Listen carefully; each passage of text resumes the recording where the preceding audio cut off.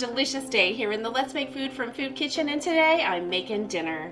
By dinner, I mean I'm gonna take these potatoes, I'm gonna make some creamy mashed potatoes. I've got some leftover ham here from the home cured ham that I made, so the link to that video will be down below. All I'm gonna do for my ham, I put the ham in there and a little bit of juices that were left. I'm gonna cover it in foil.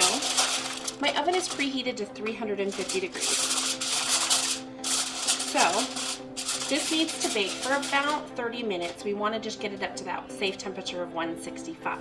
While that's cooking, I'm going to take my potatoes, I'm going to peel them and cut them up. What? You don't cut up things that fast? I do.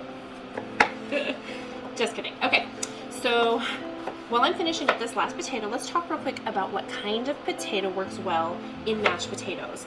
And that's gonna be your waxy potatoes. So I'm using gold potatoes, you can use red potatoes, anything with that thin skin you can scratch off with your thumbnail is gonna work out pretty well. Russet potatoes don't typically go well in this dish. Their flesh breaks down and it easily becomes mushy. So if you can avoid using russet potatoes in your mashed potatoes, I would go with the red potatoes or the Yukon Golds. So these are all peeled, they're in little squares, they're not perfectly even because they're potatoes. So however many potatoes you think you need for your family is what you should make.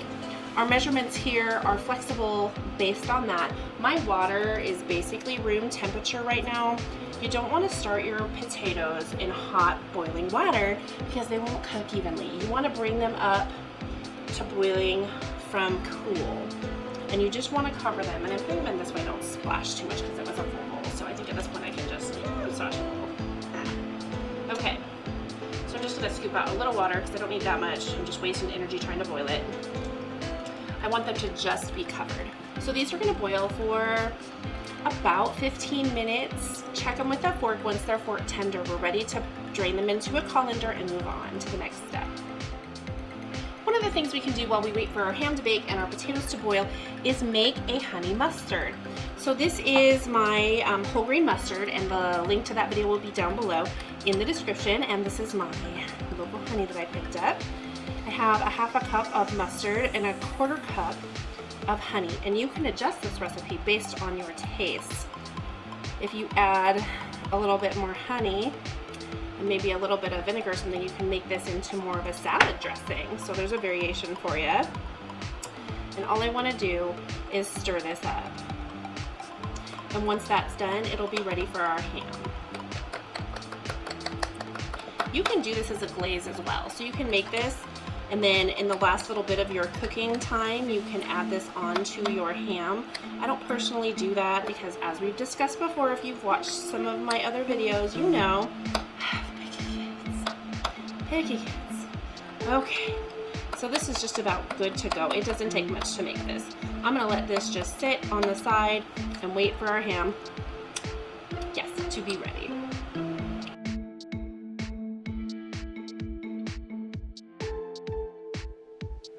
Alright, my potatoes are fork tender. I've got them draining in the sink right now. I took out my ham so that it can rest for a few minutes. The next thing I want to do is take my butter and get it into my pan. That's going to start melting. I'm going to add in, I have 1/2 cup here of cream, not heavy cream, like half and half cream. You can use heavy cream as well. I want it to warm up a little, and I'm just going to do about half of it right now because when you're doing potatoes, it's going to be variable based on how much potatoes you used. So if you did like twice what I did, you're going to need to step up your quantities. That was about 4 tablespoons of butter that I put in there. This is 1/4 cup of sour cream, and this is going to help it with your creaminess. So I'm just going to go ahead and put that whole 1/4 cup in, but I don't want to add in the rest of that cream until I know how creamy they are or not, because you can make them too liquidy by adding in too much of your milk or cream or whatever it is that you're using. So I'm going to grab the potatoes and get them in there, and that will start warming up the top of it. I turned off my cooktop because I don't want it to continue cooking my potatoes. I just want my butters and stuff to get warm, so I leave it in the pan. So the next thing I'm going to do is take my potato masher. This is the potato masher if you haven't seen one. And I'm going to start mashing down my potatoes. And you don't want to overdo this process because that's part of how you can end up with mushy potatoes. So I'm going to put this hot gets so hot. So I just am going to go straight down with it, and it is going to mash them down just like it sounds like. And if you like them lumpy, then don't do it too much. If you like them creamy, then keep going until it's the consistency that you like. I'm going to go ahead and take my salt and sprinkle it in, and that is up to your preferences and taste. I'm going to keep on smashing these down now until it's the consistency that I like. And this is the part where you start judging whether or not you need to add more butter or more cream or whatever it is that you would like if they're not creamy enough. And it does take a little bit of work to get them down, but if you cook them correctly, it shouldn't be difficult to smash them down. So if you like lumpy potatoes, this is about where you would make it. There's still, I don't know if you can see it, there's still some little lumps in there, but they're not hard, they're soft. Okay, at this point, I want to give it a just taste and see where I'm at with my butter and my salt content. Well, I think that's really good, so I'm going to leave it right the way that it is.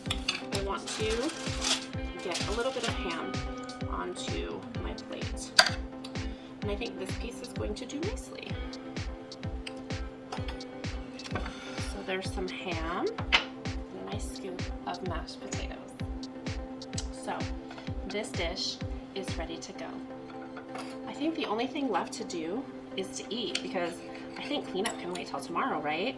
So I'm just gonna take a little piece of ham and I'm gonna dip it in my sauce and make sure that works out. That's really good. The other thing I like to do is take some potato and take some ham. It's perfect. I hope you've enjoyed today's video. From my kitchen to yours, let's make food from food.